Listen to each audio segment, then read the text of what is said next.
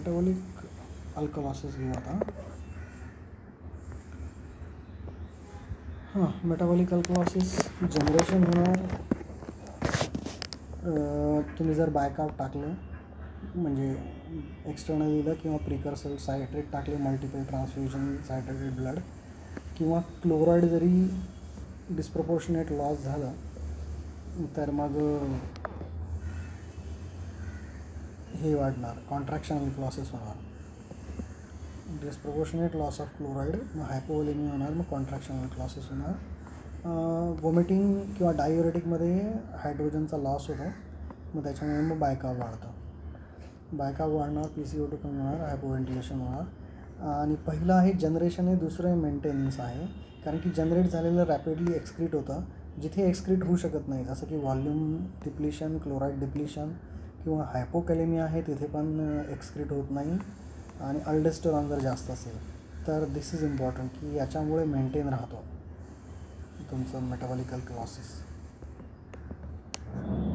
तर त्याच्यात 2 प्रकार दिलेत त्याने metabolic alkalosis, saline responsive, saline non responsive. Saline responsive म्हणजे इथे क्लोराईड कमी आहे किंवा इन शॉर्ट व्हॉल्यूम कमी आहे, तर तिथे व्हॉल्यूम द्यावा लागतो. Vomiting, gastric section, diuretic, hyper कॅपनियाचं करेक्शन केलं आहे तुम्ही. तर नंतर जर नॉर्मल व्हॉल्यूम इथे आहे, बायकार्ब इन्फ्युजन दिलं, मल्टिपल ट्रान्सफ्युजन दिलं, ते पण सलाईन रिस्पॉन्सिव्ह आहे.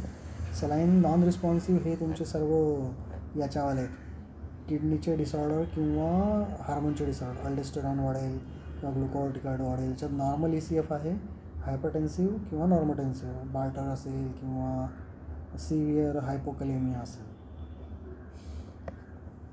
तर हायपोवोलेमियाचे काही सिम्पटम्स आहेत, हायपोकॅलेमियाचे सिम्पटम्स आहेत. हायपोकॅलेमियामुळे मसल विकनेस, पॉलियुरिया होतो. नंतर हायपोवोलेमियामुळे muscle weakness, muscle cramp, dizziness होतो. अल्कलॉसिसमुळे मग एक्सायटेबिलिटी वाढते, कॅल्शियम कमी होतं आपल्यामुळे, त्याच्यामुळे स्पाझम होता. हायपोटेन्शन, ॲरिथमियाज दोन्ही साईडला होतात ॲक्च्युली. कंपेन्सेटरी हायपोव्हेंटिलेशन होणार. तर हा फॉर्म्युला दिलेला आहे. आणि सोबत पोटॅशियम आणि क्लोराईड पण कमी होतात. युरिनरी क्लोराईड एस्टिमेशनमुळे अंडरलाईन कॉज काय आहे ते माहीत पडतं. तर ट्रीटमेंट आहे क्लोराईड व्हॉल्यूम रिस्पॉन्सिव्हमध्ये व्हॉल्यूम द्या, क्लोराईड द्या, पोटॅशियम द्या, सलाईन विथ KCl द्या. प्रोटॉन पंप इनिबिटर्स दिल्यामुळे मग गॅस्ट्रिक ॲसिडचा लॉस कमी होईल.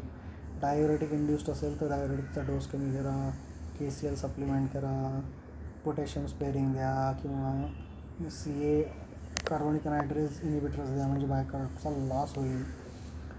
बायकार्ब देऊ नका, RL देऊ नका, पण की लॅक्टेटचं पुन्हा बायकार्ब होईल, ॲसिटेटचं पुन्हा बायकार्ब होईल, सायट्रेटचं पुन्हा बायकार्ब होईल. डायलिसिस करू शकता. रेझिस्टन्ससाठी तर तुम्हाला अंडरलाईन क्लॉजच ट्रीट करावं लागेल. पिट्युटरी ट्युमर असेल, ॲड्रेनल ट्युमर असेल, सपोर्टिव्ह थेरपी द्या, स्पायरोलॅक्टोन, हायपोकॅलेमिया किंवा सोडियम रिस्ट्रिक्शन. नंतर respiratory acidosis, CO2 accumulation. CO2 accumulation typically तुमचं हायपोव्हेंटिलेशनमुळे होणार. There is no other way. तर कंपेन्सेशन आपण बघितलं, ॲक्यूट 1425 जो रूल आहे तो 15 लोवेस्ट आहे बायकार्ब आणि 38 हायेस्ट आहे. त्याच्या वर खाली जर unless and until metabolic compound नसेल तर नाही होत. ऑब्स्ट्रक्शन जे आहेत म्हणजे हायपोव्हेंटिलेशनचे भरपूर सारे जे कॉज आहेत. ऑब्स्ट्रक्शन असेल, अल्वेलर COPD डिसीज वगैरे असेल, व्हेंटिलेशनचं काही मसल वॉल असेल, न्यूरॉनल असेल, CNS असेल, तर प्रायमरी कॉज ट्रीट करावं लागेल. नंतर मग हायपर कॅपनिया, हायपॉक्सिया जर असेल आधी तर हायपॉक्सिया आधी ट्रीट करावं लागेल. जसं की त्याच्यामुळे ऑक्सिजन थेरपी जी आहे ती जर हायपॉक्सिया आहे तर बाबा ॲक्युटली द्या, अर्ली यूज करा, व्हेंटिलेटर लावा. पण जर तो क्रोनिक असेल तर त्याला त्या O2ची सवय असते आणि त्याच्यावरच ब्रीदिंग डिपेंडंट असते, म्हणून तो पूर्ण वॉशआउट करू नका, कन्झर्वेटिव्हली करावं लागतं. कारण की पुन्हा मग यांच्यामध्ये वेनिंगचा खूप प्रॉब्लेम होऊन जाईल. आणि ॲग्रेसिव्हली केलं तर पोस्ट हायपरकॅपनिक अल्कलॉसिस होतं, रॅपिडली करेक्ट केला तर.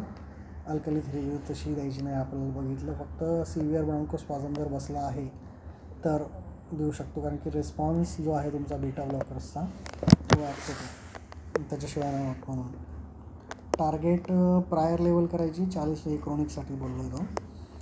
तर रेस्पिरेटरी अल्कलॉसिस याच्या सेम उलट जिथे हायपर व्हेंटिलेट होतं आहे, तर हायपर व्हेंटिलेशनचे जे कॉजेस आहे पूर्ण करेक्शन फॉर्म्युला आलेला आहे 1425. 15च्या खाली नाही जात अनलेस मेटाबॉलिक कंपोनंट आहे. आणि काय काय रिझन्स आहेत त्याने चार्टच दिलेला आहे. हायपॉक्सिमियामुळे होणार हायपर व्हेंटिलेशन, किंवा पल्मोनरी डिसीजेसमध्ये होणार, किंवा डायरेक्ट स्टिम्युलेशन जर असेल, psychogenic pain, pregnancy, hepatic failure, negative septicaemia, सॅलिसिलेटमुळे अल्कलॉसिस होतं, तर हे स्टिम्युलेट मारतं त्याला ब्रेनला. Rapid correction of metabolic acidosis, neuronal काही इंजुरी असेल तर. हायपॉक्सिमियासाठी पल्मोनरी डिसीज हे इनडायरेक्टली स्टिम्युलेट करतात, CHF, hypotension, anaemia, high altitude. ठीक आहे, दॅट्स इट, दिस कम्प्लीट्स. आपल्या आता फक्त एक्झाम्पल्सचं डिस्कशन राहिलं, पण मला वाटतं that will be too much. ते आपण जेव्हाच्या तेव्हा व्हिडिओ बघून किंवा वाचून करावं लागेल, बिकॉज जवळपास 1.25 तास झाला आहे हे पूर्ण रेकॉर्डिंग मला संपवायला. ठीक आहे, थँक्यू.